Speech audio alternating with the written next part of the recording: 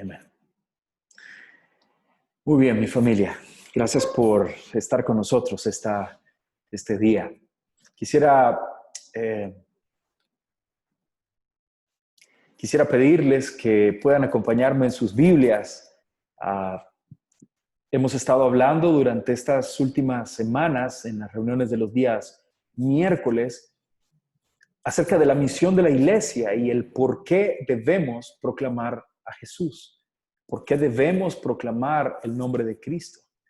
Y creo que es muy claro, vamos a ir a nuestras Biblias a la primera carta a Corintios, capítulo 2. Primera carta a los Corintios, capítulo 2, y leeremos del versículo número 1 en adelante. Es donde hemos estado durante estas últimas semanas usando estos versículos como base para nuestro mensaje. Y creo que en estas últimas semanas, con todo lo que estamos viviendo, con las noticias, con las luchas, con todas las dificultades, problemas de todo tipo, económicos, de salud, este temor que hay en el ambiente, es difícil no envolvernos en esto, porque es lo que hay en el mundo. Pero creo también que como hijos de Dios, como creyentes en Jesús, debemos estar firmes en la esperanza que tenemos en nuestro Señor Jesucristo. Y esto debe de mantener nuestras vidas, nuestra mirada puesta en Jesús. Pero además de eso, también creo que es sumamente importante que en días como estos seamos muy conscientes de la gran necesidad que tenemos de proclamar el nombre de Cristo, de anunciar el nombre de Cristo, de transmitir, de llevar esperanza a las personas. Hay gente que no tiene el virus, pero está muriendo de desesperanza. Hay gente que está enferma, pero además de la enfermedad física, están enfermos en su alma porque no pueden encontrar esperanza. Esa esperanza que por misericordia del Señor nosotros tenemos. Esa esperanza con la cual el Señor ha fortalecido nuestras vidas. Esa esperanza que sostiene nuestras vidas. Debemos hablar de esto. El apóstol Pablo, en el texto que vamos a leer ahora, primera de Corintios capítulo 2 y el versículo número 1, él está hablándole a esta iglesia preciosa en Corinto y les dice estas palabras. Si ustedes lo tienen ahí conmigo, leeremos el versículo 1. Dice, así que hermanos, cuando fui a vosotros para anunciaros el testimonio de Dios, no fui con excelencia de palabra o de sabiduría. Y no quiere decir que Pablo no tuviera excelencia de palabras o excelencia de sabiduría. Era una persona increíblemente inteligente, una persona extraordinariamente preparada, una persona con un gran conocimiento. Pero él dice, cuando yo me acerqué a ustedes, no vine presumiendo todo lo que sé. No vine a hablarles de cosas inútiles. No vine a transmitirles mis grandes conocimientos, porque no es mi propósito, está diciendo Pablo, impresionarlos con lo que sé. Porque cuanto yo sepa, no va a transformar sus vidas, no hará nada diferente en ustedes. Así que él les dice en el versículo 2, me propuse no saber entre vosotros cosa alguna, sino a Jesucristo y a este crucificado. Lo que está diciéndoles es, me propuse que al llegar ante ustedes solo hablaría de un tema. Y ese tema era únicamente Jesucristo, al que crucificaron. De Él quiero hablarles. Él es el mensaje del cual quiero compartirles. El versículo 3 y les dice, y estuve entre vosotros con debilidad y mucho temblor. Y ni mi palabra ni mi predicación fue con palabras persuasivas de humana sabiduría, sino con demostración del Espíritu y de poder. Y el versículo 5 concluye diciéndoles, para que vuestra fe, este es el propósito. Dice, no quiero hablarles de cosas humanas porque ustedes podrían llegar a confiar en cosas humanas. No quiero hablarles de los avances que está teniendo el mundo y de los grandes descubrimientos y de las grandes filosofías y de la gran sabiduría humana, porque entonces ustedes pueden llegar a correr el peligro de confiar en esas cosas. Les hablé únicamente de Jesucristo para que su fe esté fundada en Él. Y el versículo 5 por eso dice, para que vuestra fe no esté fundada en la sabiduría de los hombres, porque la sabiduría de los hombres ha demostrado ser poco efectiva en tiempos de dificultad. Y dice, no quiero que confíen en esa sabiduría de hombres, sino en el poder de Dios. Lo único que tenemos seguro en esta vida y cuando dejemos de estar en ella. Es lo único que tenemos seguro. Y en estos versículos creo que el apóstol Pablo nos muestra la importancia, el valor que nosotros debemos darle al proclamar el evangelio a cada persona que tenemos frente a nosotros. Cada persona con la que compartimos debe escuchar el evangelio de nuestros labios, debe estar llena del evangelio de Dios. Durante esta es la tercera semana, es el tercer mensaje, y durante todos ellos hemos estado hablando de el por qué. De hecho, esto es nuestro tema, nuestra propuesta en estos mensajes. ¿Por qué debemos proclamar el evangelio? ¿Por qué debemos nosotros compartir a Cristo? ¿Por qué debemos hablarle a las personas de Jesucristo? Hemos visto ya algunas de estas razones durante las semanas anteriores. Voy a ir haciendo un resumen rápidamente de las razones que hemos visto anteriormente. La primera de ellas, la primera razón que vimos por las cuales debemos proclamar a Cristo es porque este es el diseño de Dios. Leímos Mateo capítulo 28, versículos 19 y 20, donde dice, id por todo el mundo, haced discípulos a todas las naciones. Este es el diseño de Dios. Este es el plan que Dios diseñó.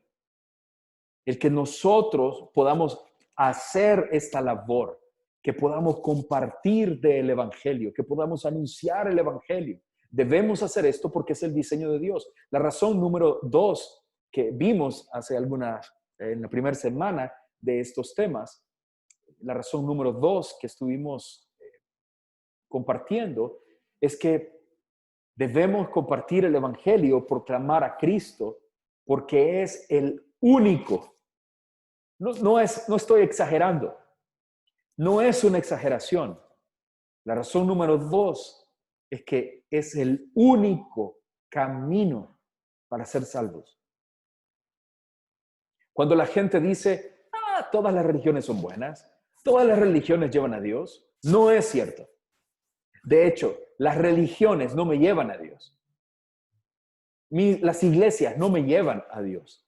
Es Jesucristo solamente quien me lleva a Dios.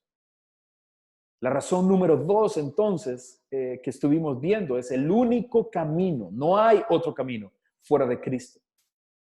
La razón número 3 que vimos, y leíamos la carta de Pablo a Tito en el capítulo 3, y entonces veíamos que debemos proclamar el evangelio porque es un mensaje de esperanza.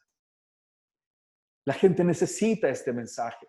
Es el único mensaje que puede traer verdadera esperanza al corazón de las personas. Fuera de Jesús no tienen oportunidad. Fuera de Jesús no teníamos nosotros oportunidad.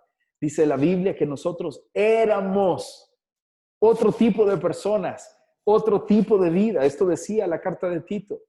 Pero cuando el Señor nos alcanzó, cuando el Señor vino a nosotros, Él nos dio una nueva vida, un mensaje esperanzador.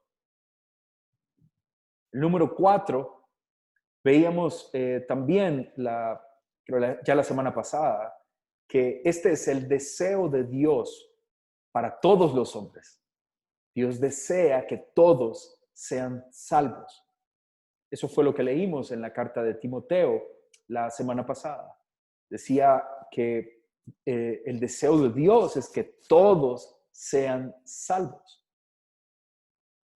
Y eso fue lo que estuvimos viendo. Hablábamos del valor de la oración en ese texto de Timoteo. El Señor nos dice que debemos orar por todos, por los gobernantes, por las personas, y debemos orar por todos porque el deseo de Dios es que todos sean salvos.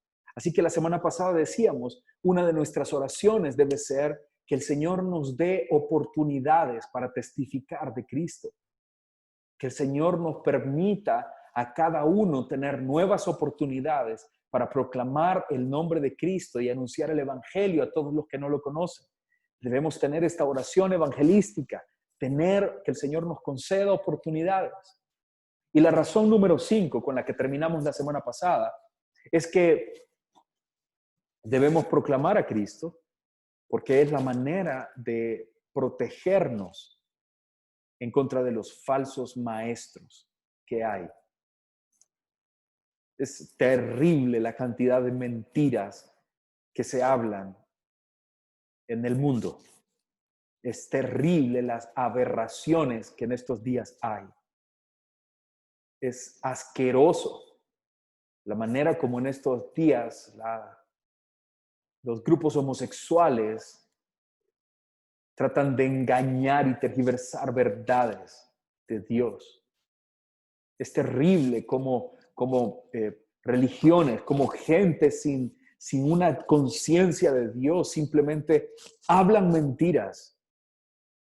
Es terrible cómo la avaricia está llevando a tantas personas a autoproclamarse líderes cristianos. ¿Y qué debemos hacer nosotros ante esto? Proclamar el evangelio, para que la gente pueda conocer al verdadero Jesús, al Jesús que verdaderamente salva, al Jesús que nos demanda santidad, al Jesús que nos llama a vivir para Él, al Jesús que nos conduce a una vida en comunión y en dependencia total de Dios. Necesitamos proclamar ese evangelio, porque de lo contrario las personas no estarán siendo guardadas y protegidas de todas las mentiras que el mundo tiene y de los muchísimos falsos maestros que hay.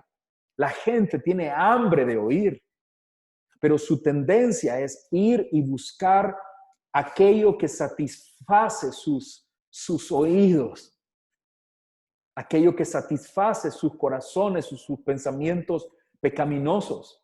Van tras aquello que suena más agradable. Necesitamos proclamar el evangelio por esta razón. Ahora, quiero que veamos dos razones más esta noche del por qué debemos proclamar a Cristo, esperando en Dios que pueda esto animarnos, pero además de animarnos a proclamar a Cristo,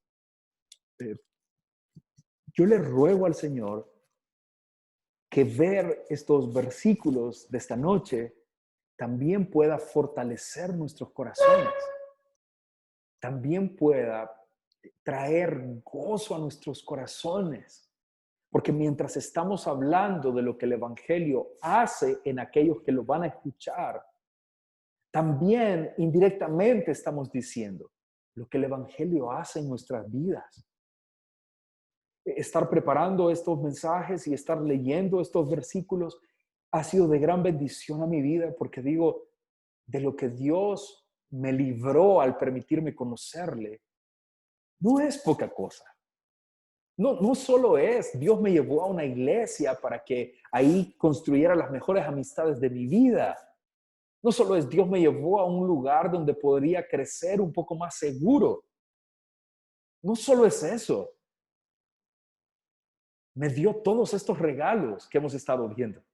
Me dio esperanza, me dio salvación, me permitió conocer no el camino ancho, sino que el camino angosto. Es un regalo de Dios. Miremos esta siguiente razón. Debemos proclamar el evangelio. Debemos estar prontos a hacer esto, porque es el medio, el evangelio es el mensaje, que que siempre va a dar un fruto de salvación. El versículo que quiero que me acompañen a leer, sé que muchos de ustedes lo conocen de memoria y probablemente simplemente lo van a recitar ahora. Es Romanos capítulo 1 y versículo 16.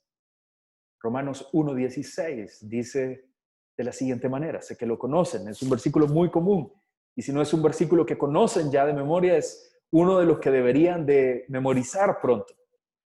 Debemos proclamar el Evangelio porque el Evangelio es poder de Dios. Es un poder de Dios y siempre va a dar un fruto de salvación como consecuencia. Y esto es lo que dice Romanos capítulo 1 y versículo 16. Dice, porque no me avergüenzo. ¿Pueden decirlo conmigo una vez más? Porque no me avergüenzo del Evangelio. Porque es poder de Dios para salvación a todo aquel que cree, al judío primeramente y también al griego. Hermanos queridos, la única manera en que este versículo, bueno, por lo que veo en este versículo, la única manera por la cual yo no voy a proclamar con gozo el Evangelio es porque yo no esté convencido de lo que el Evangelio es capaz de hacer.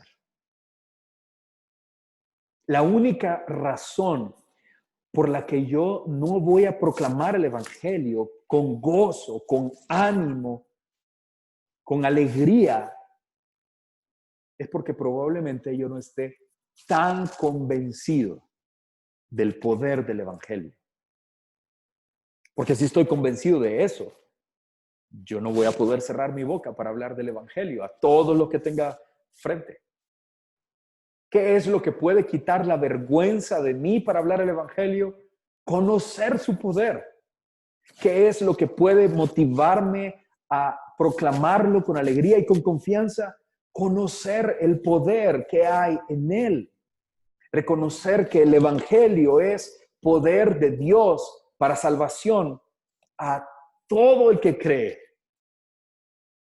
A todo el que cree. Miren, hay algo por lo que Pablo me resulta tan especial.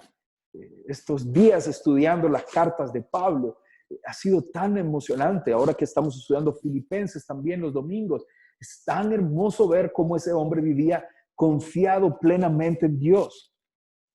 Fíjense esto. Pongan atención a esto. Piénsenlo conmigo. Quien está escribiendo estas palabras, quien está diciendo, ¿saben qué? Yo no me avergüenzo del Evangelio. Era un hombre que tenía muchas razones, no solo para avergonzarse, para ser precavido. Él tenía muchas razones para poder haber sido muy discreto acerca del Evangelio.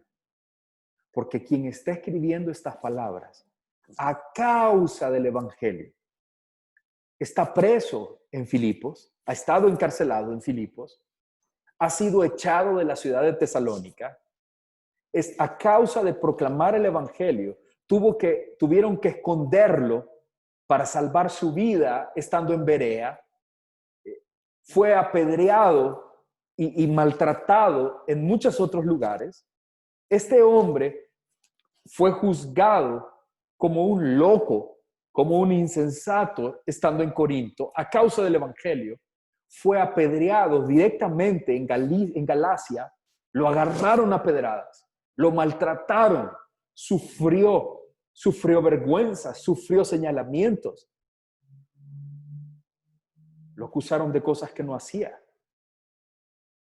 Lo echaban de los lugares.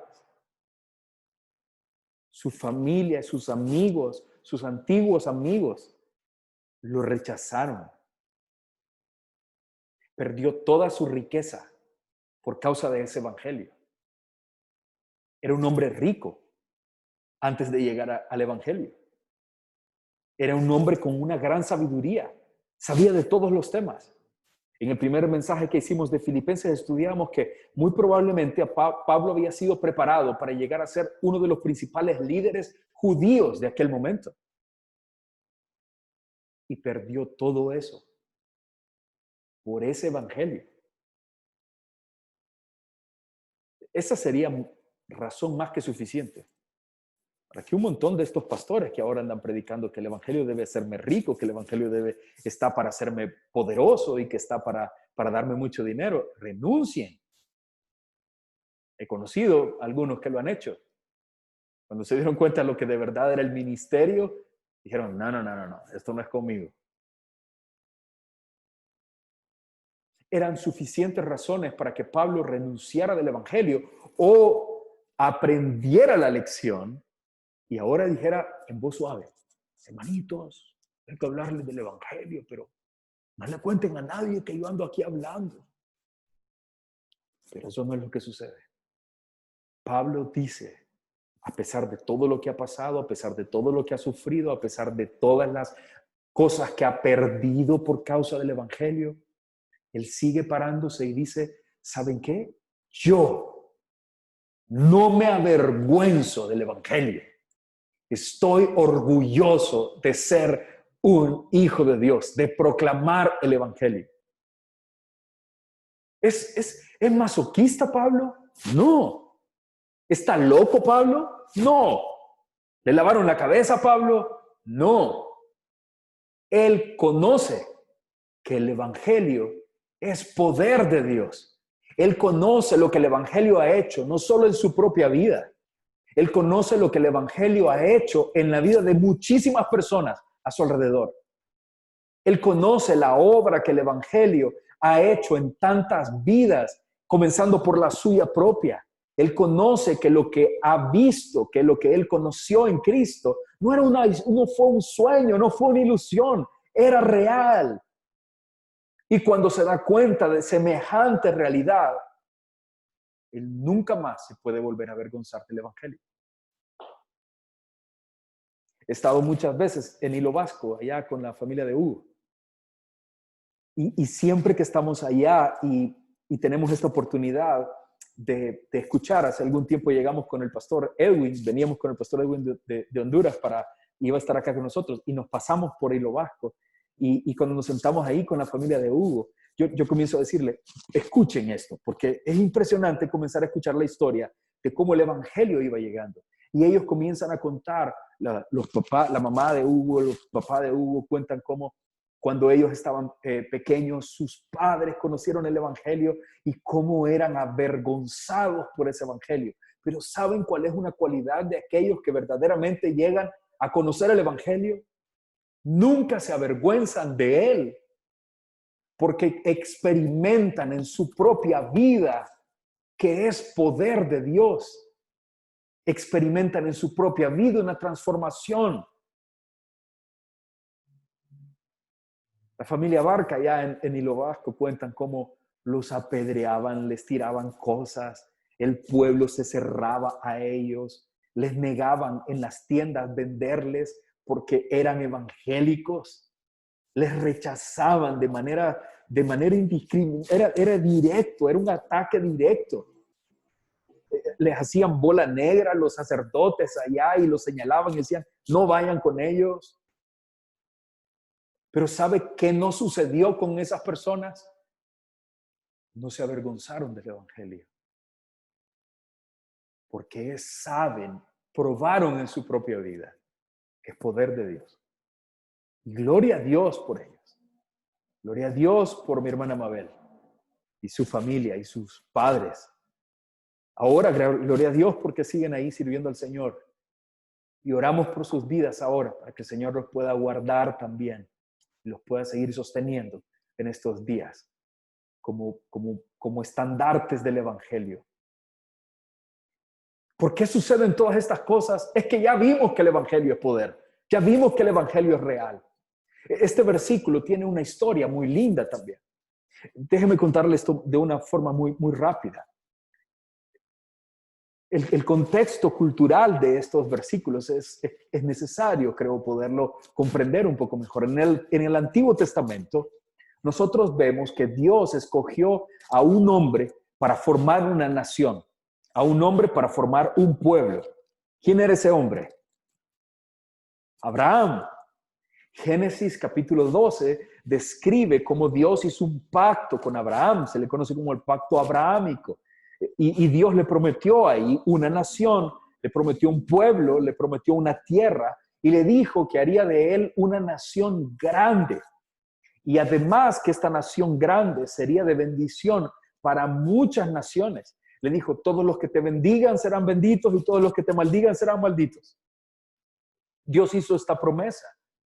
Y Dios escogió entonces a Abraham y a esta nación y todo aquel que quisiera conocer a Dios lo iba a hacer a través o viendo a la nación de Israel, al pueblo de Abraham. Así era como Dios lo había diseñado. Todos los que no eran descendientes de Abraham, todos los que no eran israelitas, se conocen como gentiles. Y todos los gentiles no podíamos tener ni una oportunidad para ser de Dios, porque no éramos de ese pueblo. Solamente era un pacto, una promesa para Abraham y para su descendencia. Esto llevó a muchos, bueno, naturalmente llevó a ese pueblo a creerse mucho, a creer que ellos merecían todo y que si no era por ellos, nadie podía conocer a Dios. Y ellos creían, todo es para nosotros y nadie más merece nada, solo nosotros, los gentiles, no merecen nada. Pero luego, cuando Cristo viene, Cristo se ofrece para morir como el Cordero de Dios. Y a partir de ese momento, el Señor determina, muestra un plan que tenía trazado desde antes, que nadie lo había conocido, pero ahora viene y por medio de Pablo, escoge a Pablo para traer el Evangelio a los gentiles. Y Pablo se da cuenta que cuando este Evangelio llega a todas las personas, ahora no solo los judíos, ahora todas las personas pueden llegar a tener el mismo beneficio de ser hijos de Dios. Todos. Y por eso dice este versículo, yo no me avergüenzo del Evangelio, porque sé lo que el Evangelio ha hecho. El Evangelio tuvo la capacidad de traer salvación de Dios. Primero a los judíos, lo hizo en el Antiguo Testamento, pero no solo a los judíos, ahora también a los gentiles, al judío, al griego, a todos ahora. Todos ahora pueden ser salvos por ese mismo mensaje del Evangelio.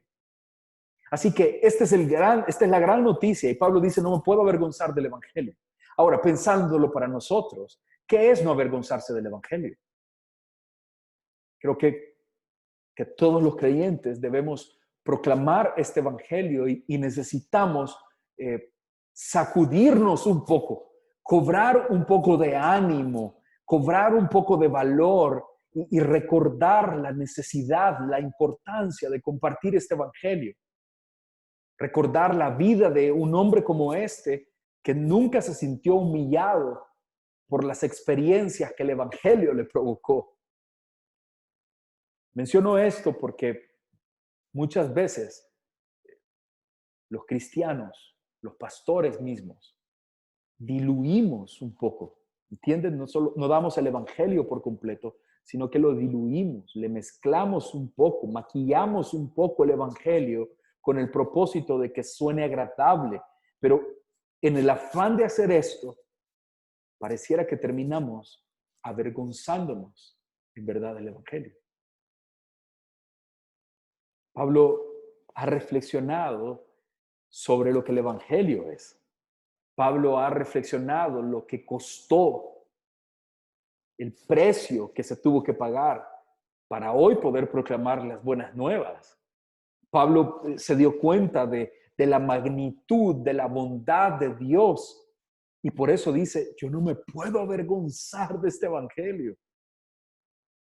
Este Evangelio, proclamarlo ahora tan fácilmente, tuvo un costo tan alto.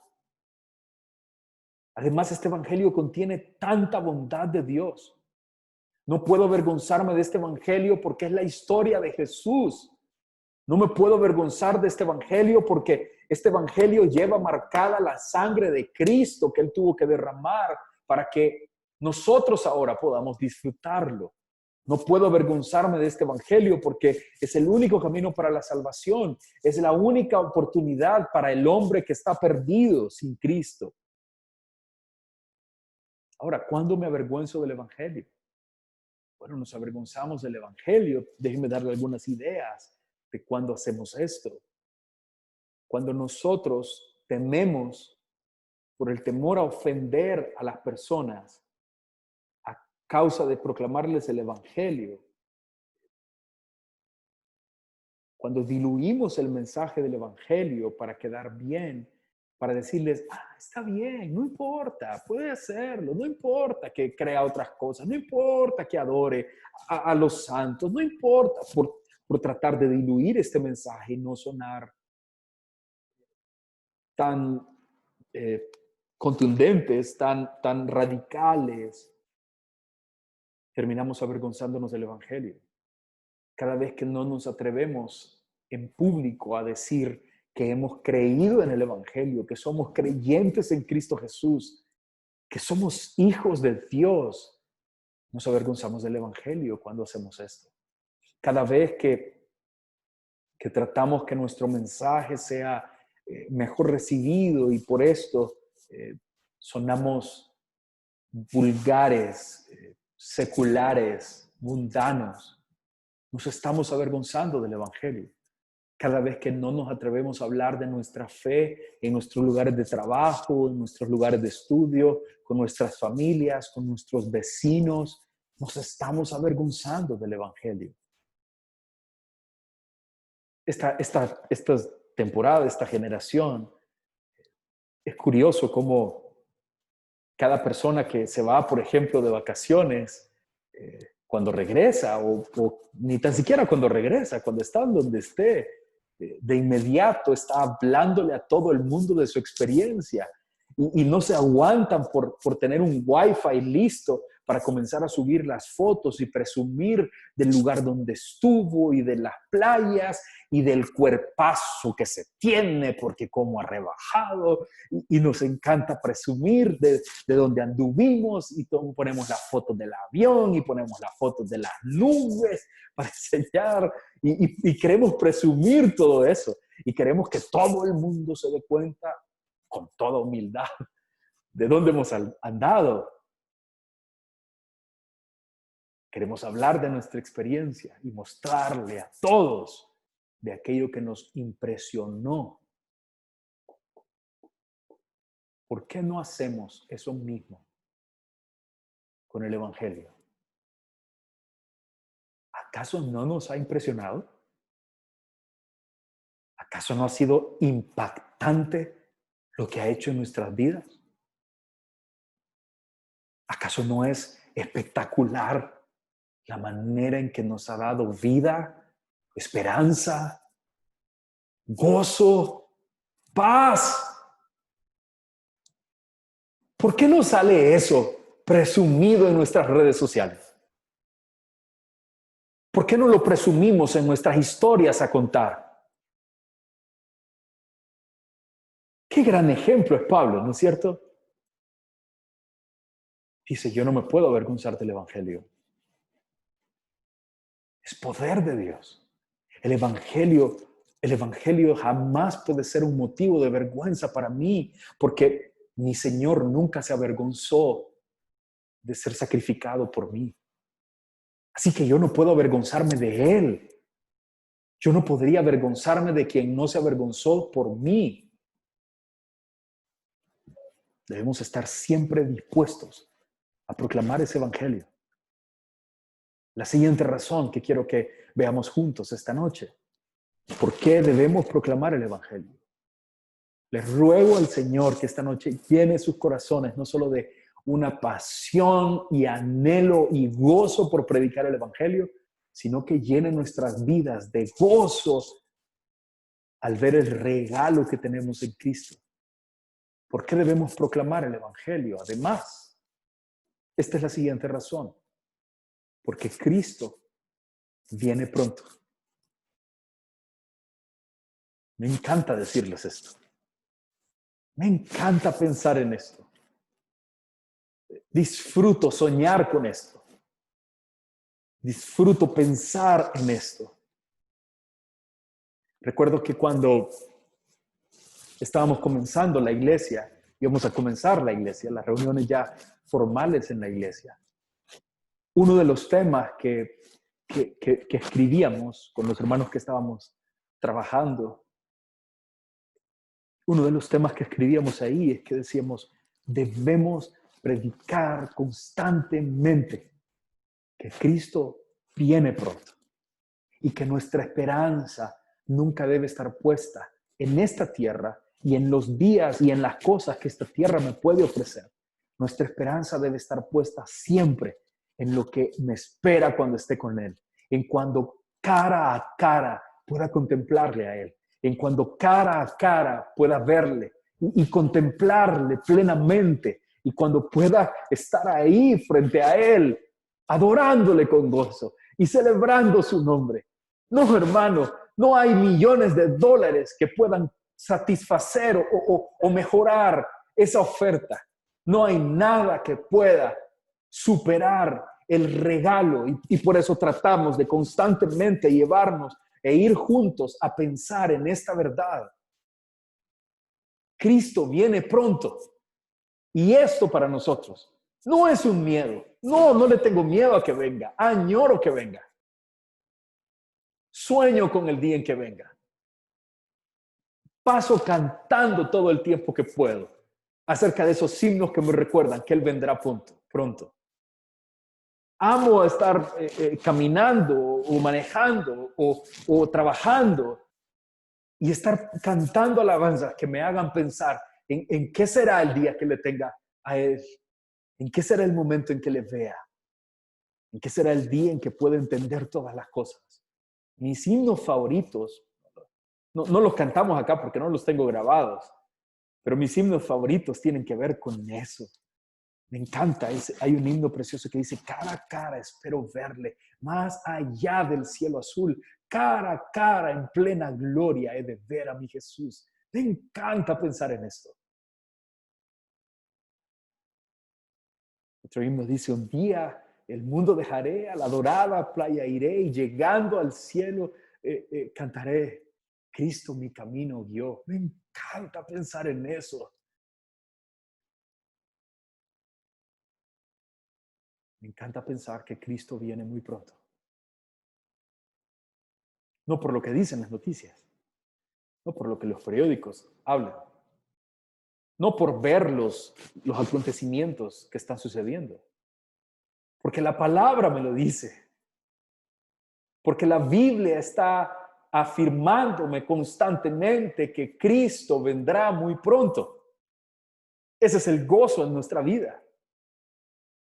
Fíjense que desde los primeros días de la iglesia cristiana, los apóstoles y los cristianos, los primeros cristianos, desde un inicio, siempre vivieron con una expectativa, anhelando el momento en que Cristo pudiese volver. Siempre estuvieron enfocados en que Cristo pronto volvería, que de repente aparecería el Señor. Cuando vemos estos escritos, uno de los escritos que quisiera que vean conmigo es en la carta de Santiago. Santiago capítulo número 5. Santiago está hablando y quizás lo leo primero porque Santiago es una de las primeras cartas escritas en el Nuevo Testamento, aunque aparece casi al final. Pero Santiago muy claramente habla acerca del regreso del Señor. Y no solo habla del regreso del Señor, sino que dice que es inminente el regreso del Señor. Miren conmigo, Santiago capítulo 5, versículo número 7. Si no lo tiene ahí con usted, voy a leerlo para ustedes y anótelo y luego puede leerlo. Pero vea lo que dice. Por tanto, hermanos, tened paciencia. Note que está hablándole a una iglesia que sufre, a una iglesia que está pasando malos momentos. está pasando por pruebas, está pasando persecución, están pasando dispersión. Y les dice, tengan paciencia hasta la venida del Señor. Mirad cómo el labrador espera el precioso fruto de la tierra, aguardando con paciencia hasta que recibe la lluvia temprana y la tardía. Dice, no es que va a suceder de inmediato. El labrador trabaja la tierra y luego está esperando la lluvia y tiene que esperar cada día por esa lluvia. No va a venir de la noche a la pero va a venir. Les dice, tened también vosotros paciencia y afirmad vuestros corazones, porque la venida del Señor se acerca. Gloria a Dios por eso. El versículo 9 dice, hermanos, no os quejéis unos con otros para que no seáis condenados. He aquí, el juez está delante de la puerta. Cristo viene pronto. El apóstol Pedro también habla de esta verdad, habla de esta expectación que debemos tener. En Primera de Pedro, está ahí adelantito de Santiago, capítulo 4 y versículo 7, Primera de Pedro 4, 7, Pedro dice, el fin de todas las cosas se acerca. Sed pues sobrios y velad en oración. Estamos cerca de ese día. Si retrasan un poquitito las páginas, solo un poquitito atrás, llegan a Hebreos capítulo 10. Y Hebreos dice de esta forma, considerémonos unos a otros. Hebreos 10, 24. Consideremos unos a otros para estimularnos al amor y a las buenas obras, no dejando de congregarnos, como algunos tienen por costumbre, sino, vean, exhortándolos, y tanto más cuando veis que aquel día se acerca. Es interesante porque siempre estos hombres tuvieron una expectativa de que Cristo estaba cerca de volver. El apóstol Juan también lo expresó en sus cartas. Los escritores, casi todos los escritores del Nuevo Testamento, la iglesia del Nuevo Testamento tenía una mirada, una expectación puesta en que Cristo pronto volvería y los tomaría y los llevaría con ellos. Pero es otra vez con mucha relevancia y que quiero mostrar, con mucha énfasis que quiero mostrar, que además de que la iglesia primitiva estaba esperando a Cristo, lo podemos notar también en la vida de Pablo. De hecho, cuando Pablo habla y se refiere a esto, la manera en que se expresa da a entender que él creía que estaría presente el día que eso sucediera. Y digo, ¿cómo no? Me encantaría también estar presente en el momento en que Él nos tome a todos nosotros y podamos ser arrebatados para estar con Él para siempre. En Primera de Tesalonicenses, capítulo 4, estos versículos tan bellos, Primera de Tesalonicenses, capítulo 4 y versículo 15, miren nada más cómo Pablo habla. Dice, nosotros que vivimos, que habremos quedado hasta la venida del Señor. Estaba hablando un poquito abusivo, él se está dando por hecho que iba a estar ahí presente. A mí me encanta pensar que Cristo pueda venir ya y poder estar acá presente. Frecuentemente en mi casa tenemos conversaciones conversaciones de este tema con mis hijas.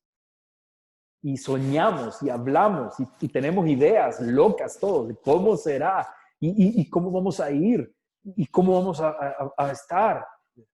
Estaba preocupada un día una de mis hijas, si iba a poder llevar su tablet con el Señor.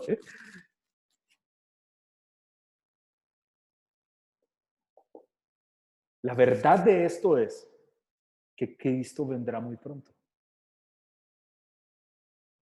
Y esto debería de llevarnos, con mucha más razón, a proclamar el Evangelio.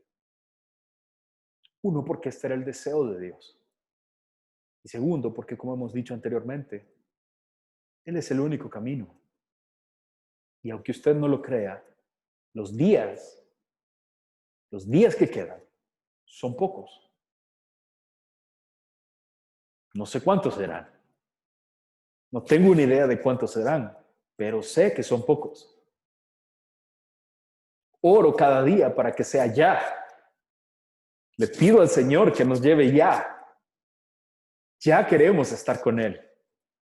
Ya queremos gozarlo y disfrutarlo eternamente a Él. Pero mientras estamos en esta tierra, debemos proclamar a Cristo. Quiero terminar mencionándoles una razón más, muy brevemente, porque esta era como un plus para agregarle hoy. Debemos proclamar a Cristo porque el amor al prójimo lo requiere. Es eso exactamente. La Biblia nos enseña y nos dejó el Señor que los mandamientos se podían resumir en dos. Ama a Dios con todo tu corazón y ama a tu prójimo como a ti mismo. Pues bueno, nuestro amar al prójimo, en Gálatas capítulo 5, versículo 14, dice, toda la ley en esta sola palabra se cumple. Amarás a tu prójimo como a ti mismo. ¿De qué forma puedo amar a mi prójimo? Háblele de Cristo. Muéstrele a Cristo. No hay otra mejor manera de amar al prójimo que mostrándole a Cristo. No hay otra manera de mostrarle a alguien cuánto le amamos que conduciéndole a Jesús. No tema por lo que puedan sentir las otras personas. A veces nos frenamos cuando sentimos, es que se va a enojar conmigo, es que es bien católico, es que no le gusta que le hablen del evangelio, es que le caen mal los pastores, es que tuvo una mala experiencia. Cuando la persona verdaderamente conozca a Jesús, jamás podrá terminar de agradecerle por lo que usted ha hecho por él. No se avergüence del evangelio.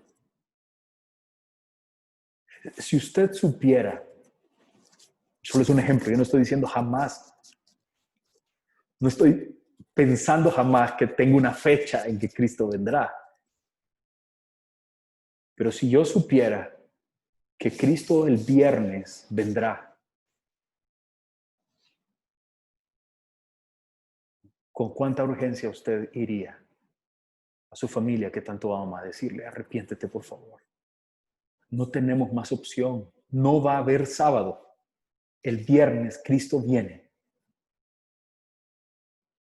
Piense con la urgencia con que usted le diría, no quiero que seas de mi religión, no quiero que te vengas conmigo, no quiero que tengas nada de mí, solo quiero que conozcas a Jesús. ¿Con cuánta urgencia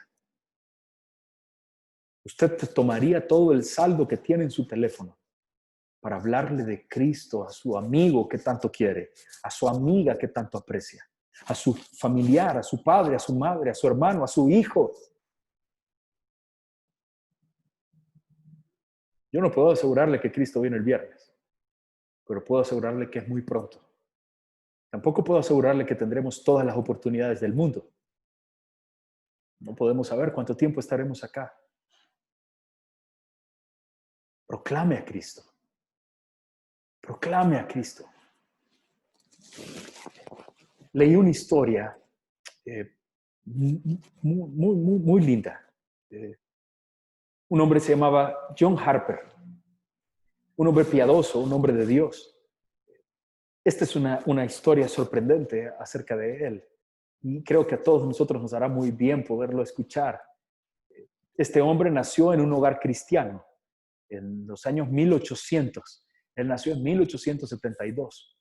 Cuando tenía alrededor de 14 años, solo 14 años, él entregó su vida a Jesús. Aunque nació en un hogar cristiano, aunque alguien nace en un hogar cristiano, debe llegar el día en que él, la persona, individualmente tome la decisión de arrepentirse de sus pecados y de entregar su vida a Jesús. Pues cuando tenía 14 años, John Harper hizo esto. Y a partir de ese momento, su corazón se llenó de una pasión por hablar de Cristo. E iba por todos lados hablando de Cristo y predicándole a las personas y guiándoles hacia Jesús. Cuando tenía 17 años de edad, él comenzó a predicar, comenzó a recorrer las calles de todo el lugar por donde vivía y comenzó a orar cada día por la conversión de las personas, para que las personas se reconciliaran con Dios, y luego iba y hablaba de Cristo a la gente. John Harper. Después de unos 5 o 6 años, cuando tenía unos 23, 24 años, este hombre, después de estar predicando en todas las calles y las esquinas, animado y acuerpado por un grupo de personas, comenzó una iglesia, fundó una iglesia. Un pastor se acercó a él y lo ayudó para que comenzara una iglesia, una primera iglesia bautista en Londres. Después de algunos años, este hombre fue muy reconocido. Lo invitaban de diferentes lugares a predicar, y en alguna ocasión le invitaron para salir a predicar a otra ciudad. Él apenas tenía unos años, era un joven todavía. Su vida no fue fácil, estuvo llena de situaciones. Cuando todavía era muy pequeño, estuvo a punto de morir. Tenía 2 años y medio y cayó en un pozo. Su madre lo logró sacar a tiempo y lo reanimó para que viviera, no porque estuvo a punto de morir. Cuando tenía 26 años, fue arrastrado al mar y se estaba ahogando. Ahí una corriente lo arrastró y se lo llevó, y estuvo a punto de perder la vida. Cuando tenía 32 años, enfrentó la muerte en un barco. El barco se estaba inundando en el Mediterráneo. Pero si algo caracterizó la vida de Harper, era su pasión por hablar de Cristo. Mientras él pastoreaba su iglesia en Londres, este hombre fue invitado a una iglesia muy famosa en Chicago, en Estados Unidos. Y él vino hasta allá, predicó, habló de Cristo, muchas personas se convirtieron, y luego él volvió a su casa. Estaba casado y estaba con su esposa, había tenido una bebé muy linda. Y cuando él volvió, después de algún tiempo, le volvieron a hablar de esta iglesia de Chicago y le invitaron para venir a predicar. Un tiempo antes de que eso sucediera, la esposa de Harper falleció. Y ahora estaba solo él y su hija. Su hija se llamaba Nana. Ellos venían hacia Estados Unidos para predicar. Y en medio de ese viaje sucedió una tragedia. Una tragedia de la cual sé que muchos de ustedes saben. El barco en el que el hermano Harper junto a su hija Nana venían, chocó contra un iceberg y el barco comenzó a hundirse. La hija de Harper, Nana, ella murió en 1986 y ella contó esta historia. Ella cuenta que su papi vino hasta su camarote, la despertó y le dijo: hija, el barco sufrió un accidente. Acabamos de chocar contra un iceberg y entonces el barco se va a hundir. Ya pidieron ayuda, la ayuda viene en camino, pero no puedo esperar a eso, es peligroso. Así que voy a subirte en una balsa de rescate para que puedas irte ahí. Dice que la juntó con un primo un poco mayor que ella y se la encargó al muchacho y lo subió en un bote salvavidas junto a otras personas y lo dejaron ir. Esa historia la cuenta ella, pero hay otra historia acerca de Harper que es muy conocida. Otro joven que estaba dentro de ese barco cuenta también, es un sobreviviente del Titanic, pero él cuenta que esa noche del accidente, cuando el barco comenzó a hundirse, ya no habían más botes salvavidas y cada uno empezó a ver de qué manera se podía agarrar de algo para salvarse. Él logró agarrarse de algo que no se estaba hundiendo y ahí estaba sosteniéndose. Y de repente cuenta que vio que un hombre flotando también alrededor de él se venía acercando. tomado también de un trozo que no se hundía, y entonces se acercó hasta él. Y dice que este hombre era John Harper, flotando en medio del agua que estaba casi para congelarlos. El hombre se le acercó intencionalmente a este joven y le dijo: hombre, hombre, ¿eres salvo? Y dice este hombre que agarrado del tronco lo miró y le dijo: no lo soy. John Harper, en medio del mar, con su voz temblando por el frío, le gritó y le dijo: cree en el Señor Jesucristo y serás salvo. El hombre estaba ahí, pero confundido, tomado de su tronco y en las olas moviéndolo. Las olas los arrastraron y los separaron. Pero este hombre cuenta que después de algún momento, después de algunos minutos u horas quizá, Harper venía tratando de nadar para llegar otra vez hasta él. Se le acercó nuevamente y le dijo: hombre, ¿ya eres salvo? Y el hombre respondió una vez más: no sé cómo. Y le dijo: cree en el Señor Jesucristo y serás salvo. Después que él escuchó una vez más esas palabras, dice que él vio como Harper, sin ninguna fuerza más en su cuerpo, se soltó y comenzó a hundirse. Y cuando el hombre cuenta su testimonio, dice: con Harper a muchos metros bajo el agua, ahogado, yo ese día clamé a Jesucristo, creí en Jesucristo y Él me salvó. Y con gozo él dice: fui el último convertido de John Harper. Qué gran testimonio de ese hombre. En el momento en el que lo único que podría haber buscado era salvar su vida, él estaba proclamando de Cristo. Es que eso hace aquel que está convencido del poder inigualable del Evangelio de Dios. ¿Es así su vida? Créame que mientras le estoy diciendo esto, me estoy preguntando: ¿es así mi vida? ¿Somos de esta manera evangelistas? ¿Somos de esta manera hombres que testifican de Cristo sin temor? Lo más probable es que no. Es que seamos un poco indiferentes. A veces creemos que hay mucho tiempo. A veces creemos que alguien más podrá llegar. A veces creemos que alguien más podrá testificarle a las personas. Pero esa no debería ser nuestra manera de vivir. Debemos proclamar a Cristo sin temor hoy a todo el que pueda. Porque Cristo está pronto a venir. Porque el Evangelio es poder de Dios sobre las personas para salvación. ¿Me pueden acompañar? Y oramos esta noche. Padre, te damos gracias en esta hora por la bendición que tenemos de estar delante de ti. Gracias porque nos salvaste, Señor. Gracias porque nuestras vidas no tendrían ningún sentido si tú no hubieses venido para salvarnos. Gracias por haberlo hecho. Gracias por haber mostrado tu misericordia a nosotros. Por favor, Señor, ayúdanos a no avergonzarnos del Evangelio. Ayúdanos a proclamar, a tener una conciencia de proclamar a Cristo sin temor siempre, mi Señor. Te lo ruego, mi Dios. Por favor, ayúdanos. En esta hora, Señor, nos ponemos en tus manos, rogándote que tu misericordia, tu bondad, nos guíe a hablarle a otros de ti, Señor. Bendecimos tu nombre en esta noche.